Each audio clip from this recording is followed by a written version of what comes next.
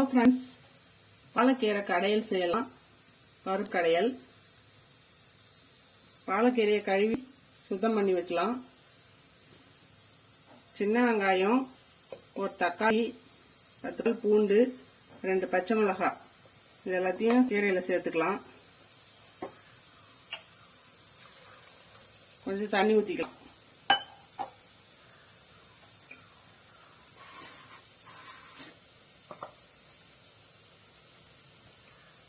கொஞ்சம் மஞ்சள் பொடி போட்டுக்கலாம்.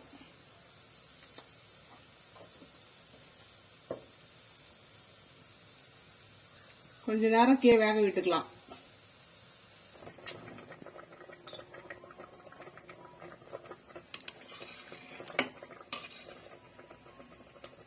கீரை வெந்து போச்சு.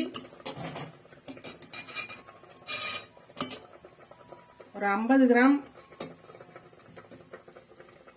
துவரம்பருப்பு, 50 கிராம் பச்சை பருப்பு, இது ரெண்டுத்தையும் 3 விசில் விட்டு வேக வச்சிருக்கேன்.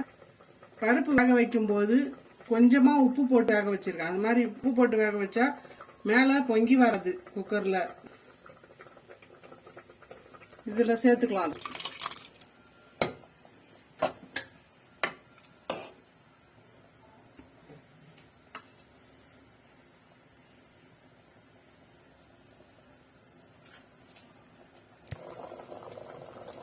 பருப்பு சேர்த்து ஒரு கொதி வந்துருச்சு. இதை இப்ப இறக்கி வச்சுட்டு தாளிக்கலாம்.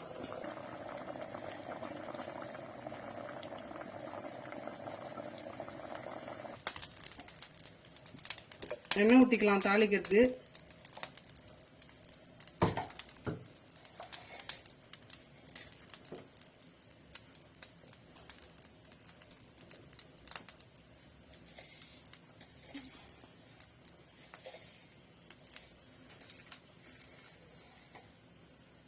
கடுகு சேர்த்துக்கலாம்.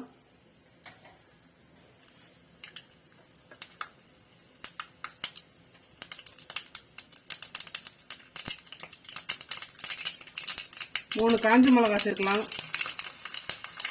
கொஞ்சம் தாளிப்பு வடகம் சேர்க்கலாம்.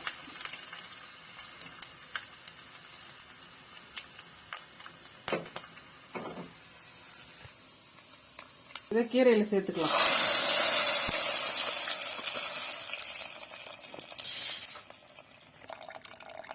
கொஞ்சம் தண்ணியை வடிச்சிட்டு இதை கடைஞ்சிக்கலாம். பருப்பு வேக வைக்கும்போது கொஞ்சம் 1/2 ஸ்பூன் உப்பு போட்டிருக்கேன். இன்னும் கொஞ்சம் இந்த கீரைக்கு போட்டுக்கலாம். கீரையை கொஞ்சம் நல்லா மைய கஞ்சிக்கலாம்.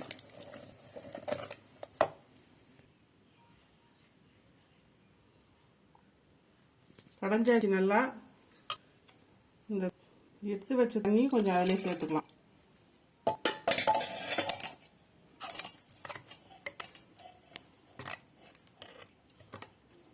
பாலக்கீரை பருப்பு கடையல் ரெடி ஆயிடுச்சு.